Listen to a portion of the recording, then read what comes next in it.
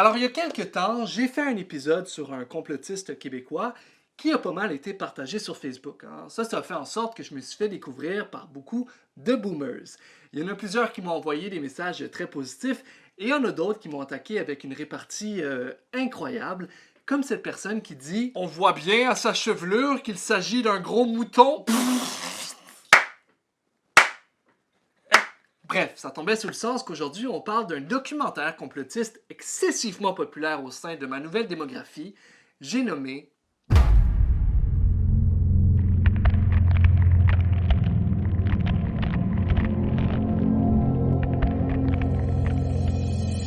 Si on fait bien notre boulot, on ne peut pas se censurer. Nous, ce qui nous intéresse, ce sont les faits. Et que ils les sont faits têtus. et que les faits, c'est tout. Alors, Hold Up, c'est un film réalisé par Pierre Barnéast, un journaliste qui prétend révéler au grand jour le complot mondial autour de la COVID-19. Bon, alors être complotiste, apparemment, ça peut être extrêmement payant. Il a réussi à ramasser 182 000 € sur Ulule et il reçoit actuellement 155 000 € mensuellement sur Tipeee. Gros shout-out à eux. Bon, alors le film dure 2 heures, 38 minutes et 14 secondes.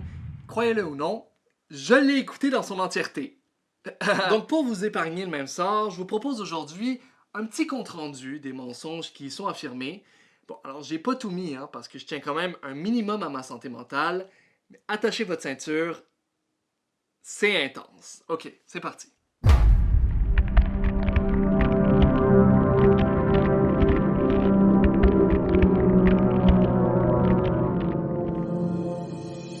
Il faut apprendre à cohabiter avec. On ne peut pas exterminer un virus. Bon, ça dépend de ta définition de exterminer, mais le virus de la variole a été déclaré comme éradiqué en 1980 suite à une campagne de vaccination mondiale. Jusqu'à maintenant, les virus venant du monde animal ont du mal à se transmettre d'homme à homme. Il y a plusieurs exemples du contraire. L'Ebola proviendrait des chauves-souris, le VIH des grands singes et la variole des rongeurs, et j'en passe. La France, elle n'applique pas les recommandations de l'OMS.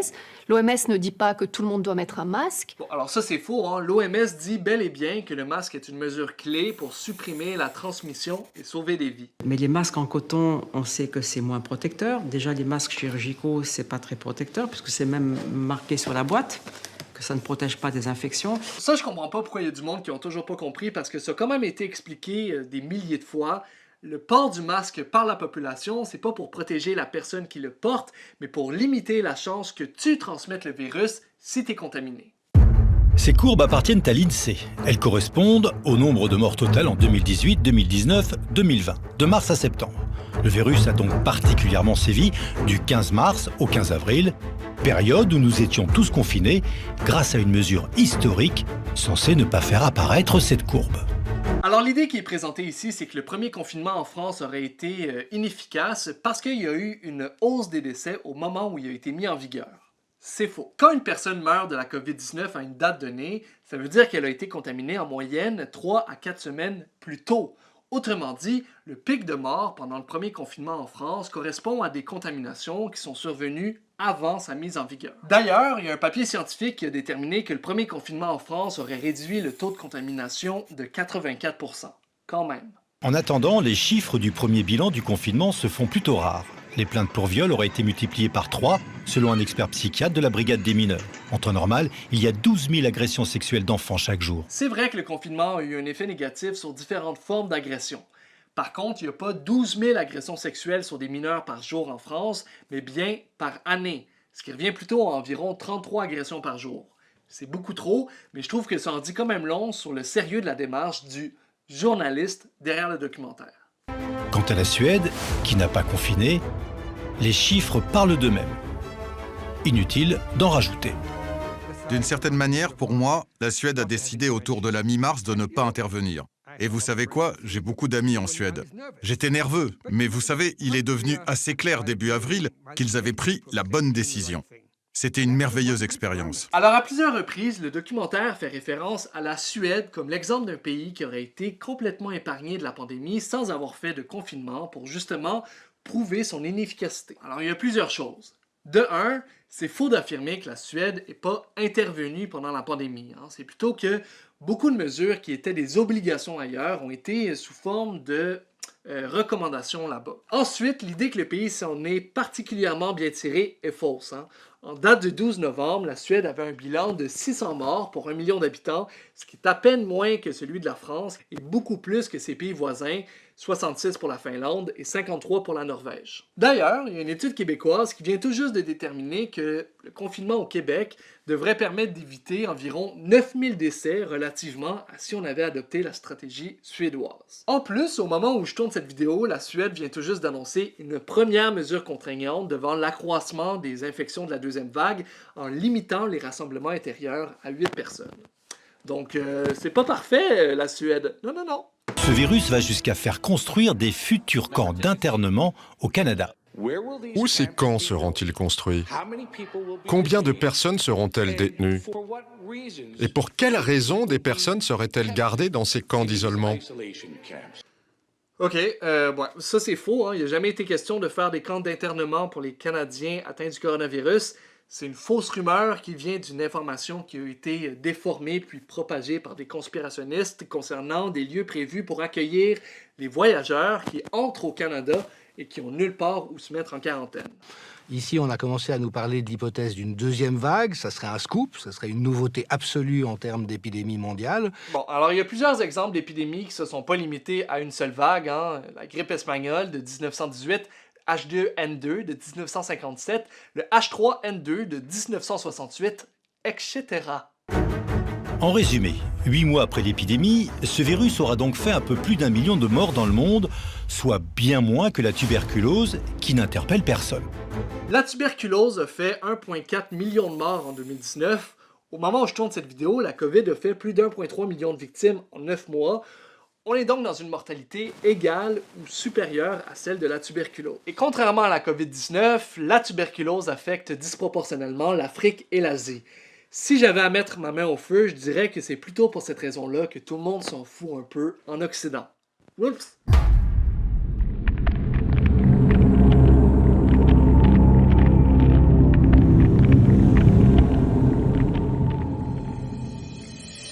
Ceux qui ont le premier parlé d'hydroxychloroquine dans le coronavirus, c'est pour le SARS, c'est Anthony Fauci quand même. Hein.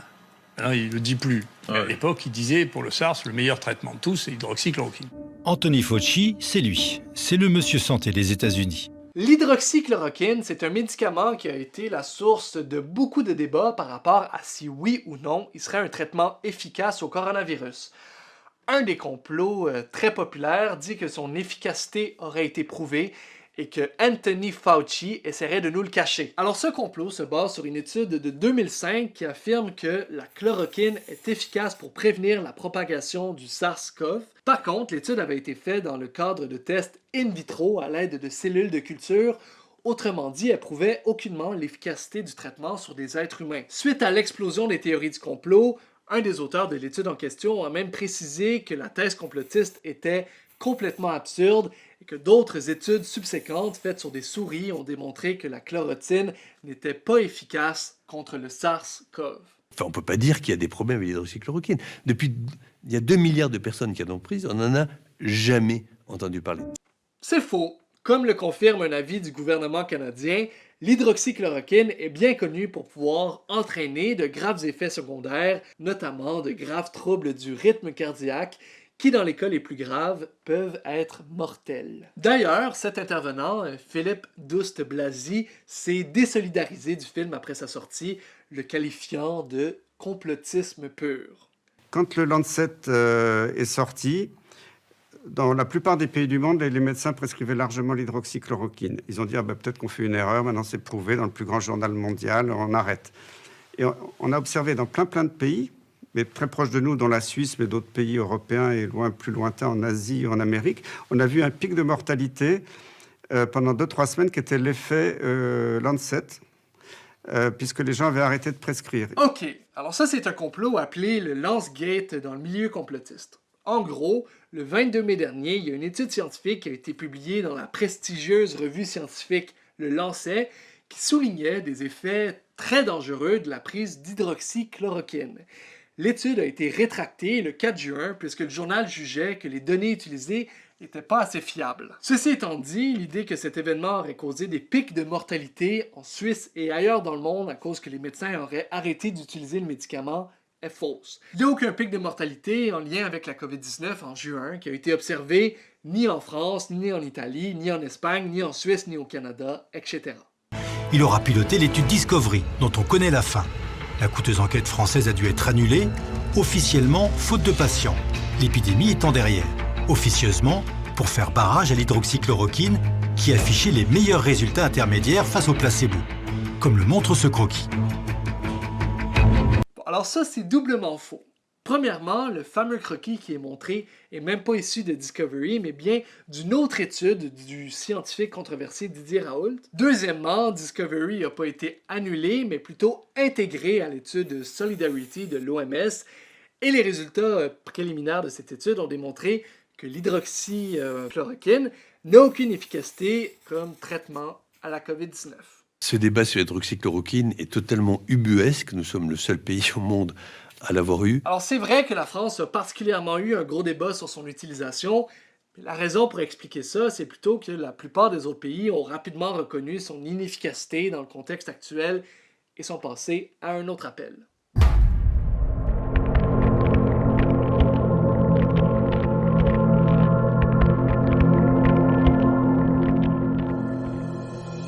Parce qu'il y a ce qu'on appelle en anglais un cover-up général. Ça, c'est extraordinaire, c'est-à-dire que même les scientifiques sont achetés. Même les scientifiques américains, français, anglais, ils parlent presque tous d'un même élan. Alors avancer gratuitement l'idée que l'ensemble des scientifiques de la planète font partie d'un énorme complot, c'est évidemment très peu crédible. Hein? On pense juste à la complexité d'organiser un surprise party pour quelqu'un. Maintenant, imagine s'il y avait des centaines de milliers de personnes impliquées, ça serait compliqué quand même. Non seulement on ne les a pas emmenés en réanimation, mais on leur a préparé la seringue de Rivotril avec un arrêté à la clé pour les achever complètement, alors qu'ils étaient déjà en détresse respiratoire. Bon, alors ça, en gros, c'est un complot assez populaire qui affirme que le gouvernement français aurait fait un décret qui autorise l'euthanasie pour se débarrasser des vieux atteints de la COVID-19 avec l'utilisation du Rivotril. Rien de moins. Alors, c'est faux, hein? Comme l'explique la Société française de gériatrie et de gérontologie, le Rivotril, c'est pas un médicament destiné à pratiquer une euthanasie, mais plutôt utilisé pour soulager les souffrances lorsque la détresse respiratoire devient insupportable. Mais ce que la plupart des gens ignorent, c'est que la médecine n'est pas une science. Drôle de fake news, mais c'est dans la définition, là. Je sais pas quoi dire de plus. On a une incitation aujourd'hui à déclarer Covid, incitation financière. Donc quand vous avez une consultation de médecin à 25 € théoriquement et que vous pouvez facturer 55 €, ne serait-ce que si vous mettez que c'est une consultation Covid. C'est faux. Selon l'assurance maladie de France, il existe effectivement une majoration de 30 €. Elle peut seulement être appliquée lors d'une rencontre avec un patient qui a préalablement reçu un test positif de la COVID-19. Les majorations de ce genre existent déjà pour d'autres types de consultations. Dans le cas du coronavirus, elle a été mise en place pour valoriser la prescription des tests pour les cas contacts proches d'une personne infectée et pour compenser le fait que ça prenne beaucoup de temps de bien transmettre les informations liées au virus, puis de faire le suivi avec l'application Contact COVID. Puis si vous regardez la facturation hospitalière, si vous cotez Covid, vous pouvez passer de, en gros, 1 000 € à 4 000 € le séjour. Non, les hôpitaux en France ne reçoivent pas des milliers d'euros de primes du gouvernement quand ils déclarent des patients comme étant atteints de la COVID, contrairement à une fausse nouvelle qui a été partagée des milliers de fois. Ça a été démenti par le ministre de la Santé, Olivier Véran. Même les journalistes semblent perdus, c'est dire. Les morts de la grippe ont disparu, on les cherche. Comme par hasard, il n'y a pas eu de grippe cette année. C'est faux. Le chiffre de 72 morts de la grippe qu'on voit sur la capture d'écran est tiré d'un rapport de la santé publique française et fait référence au nombre de personnes mortes de la grippe qui ont été admises en réanimation à l'hôpital et non au nombre total de personnes décédées de la maladie. Comble de l'ironie, l'article qui est montré pour appuyer le point qu'il n'y a aucun mort de la grippe cette année est en fait un article de vérification des faits qui explique en détail pourquoi c'est une fausse nouvelle. Je pense qu'en Grande-Bretagne, 95% des échantillons positifs répertoriés dans les médias et annoncés au peuple britannique pendant 4 mois étaient de faux positifs. C'est faux! Alors, dans les faits, le test PCR, qui est le nom du test utilisé pour détecter le coronavirus, dans lequel on te met un truc dans le nez, a moins d'1% de chance de produire des faux positifs.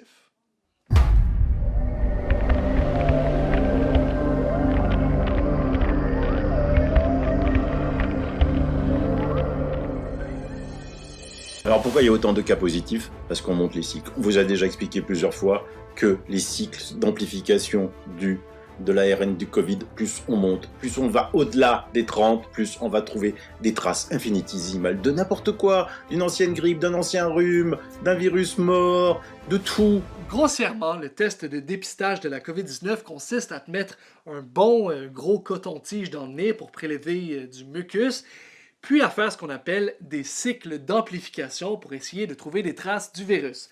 Ce qu'il dit, c'est que plus tu dépasses les 30 cycles d'amplification, plus les résultats deviennent moins fiables. Ce qui n'est pas nécessairement faux. Voici où ça se complique. Les Allemands, eux, testent, ne dépassent pas les 25 cycles. Les 25 cycles? C'est faux. Dans plusieurs districts d'Allemagne, le nombre de cycles était supérieur à 30. En France, l'ARS ne communique pas sur le nombre de cycles. C'est faux. La Société française de microbiologie a expliqué que ça se situait généralement entre 10 et 45.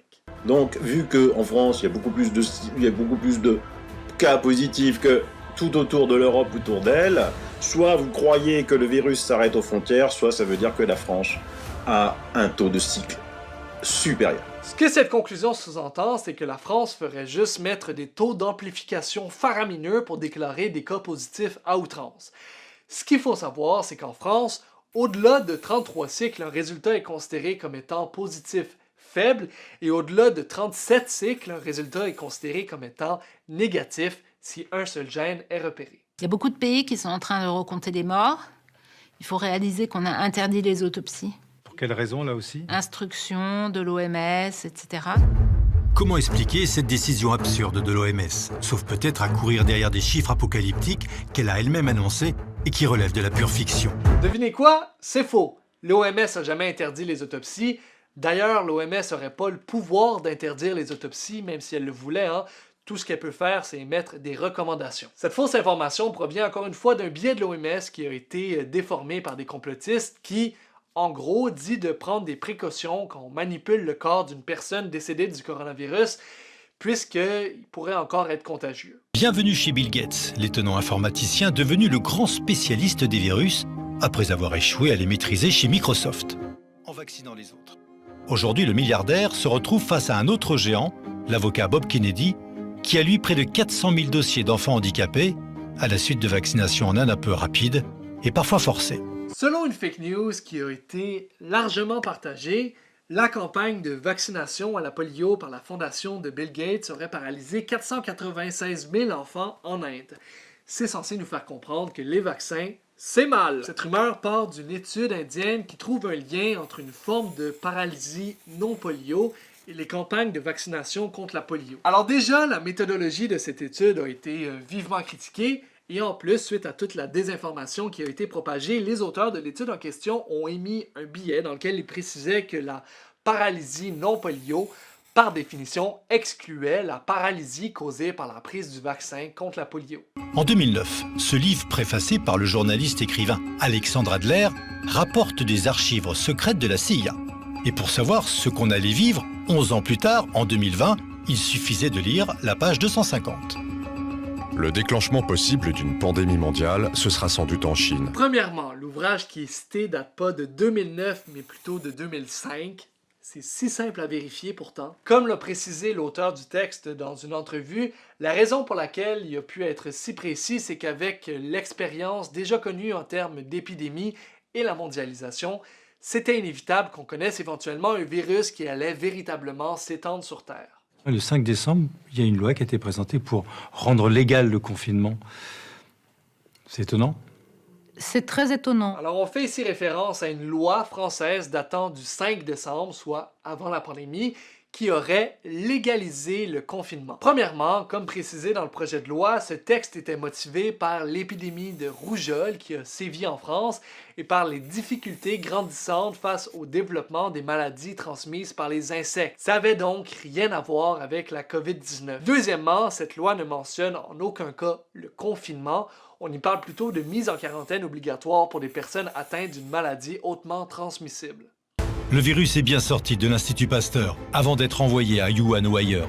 Le coupable de la Covid-19 a bien été trouvé. Alors vous êtes probablement familier avec le complot de l'Institut Pasteur qui dit qu'il serait à l'origine du virus puisqu'on retrouve le terme coronavirus sur un brevet datant de 2004. Comme c'est indiqué sur le brevet et comme l'a précisé l'Institut Pasteur, ce brevet déposé concernait le SARS-CoV-1, responsable de la maladie dite SARS en 2002-2003, qui est très différente de SARS-CoV-2, responsable de la maladie dite COVID-19 en 2019-2020. Il y a quelques jours, on a découvert qu'on avait pris un brevet sur les tests COVID-19, les tests pour la maladie, détecter la maladie COVID-19, le 13 octobre 2015. Donc, ils connaissaient le virus, ils connaissaient la maladie. Alors, cette affirmation, c'est un mensonge pur et dur qui a déjà été réfuté de nombreuses fois. La personne fait référence à un brevet qui a bel et bien été déposé le 13 octobre 2015, mais dans lequel il n'y avait strictement aucune mention de la COVID-19. C'est seulement après un ajout au brevet du 17 mai 2020, donc bien après le début de la pandémie, qu'on peut y retrouver une mention du virus. Toutes les dates sont bien précisées, donc c'est soit de l'incompétence, soit de la malhonnêteté, ou probablement un heureux mélange des deux.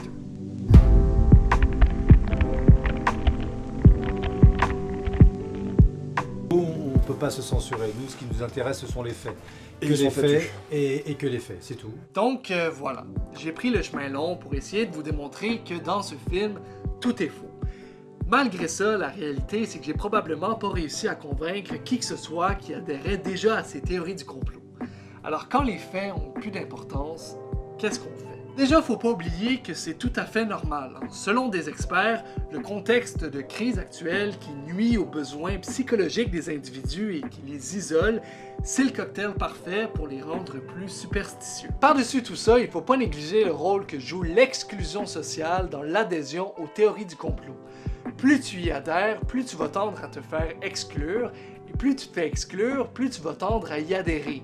C'est une roue qui tourne, et passé à un certain point, ça va être extrêmement difficile de revenir à la réalité. Donc ce que ça nous dit, c'est que s'il y a quelqu'un de votre entourage, un membre de votre famille, un ami, peu importe, qui semble commencer à s'enfoncer dans le cercle vicieux du complotisme, une action concrète que vous pouvez poser pour l'aider, c'est tout simplement de ne pas l'exclure de votre vie. Juste être présent, ça peut faire la différence. Vous savez quoi d'autre peut faire la différence? Un bon vieux pouce dans les airs! On se fait plaisir avec des pouces dans les airs! J'en veux au moins 200 000! Merci beaucoup d'avoir écouté cette vidéo, j'espère que vous l'avez appréciée. Vous pouvez soutenir la chaîne sur Tipeee et sans plus tarder, un message du sponsor. Merci beaucoup à NordVPN d'encore une fois soutenir mon travail. Comme vous savez, NordVPN, c'est une application qui te permet de sécuriser ton information quand tu es sur Internet, ce qui est particulièrement utile quand tu consultes des choses privées comme ton compte bancaire ou des photos coquines que tu as prises dans ton costume d'Halloween.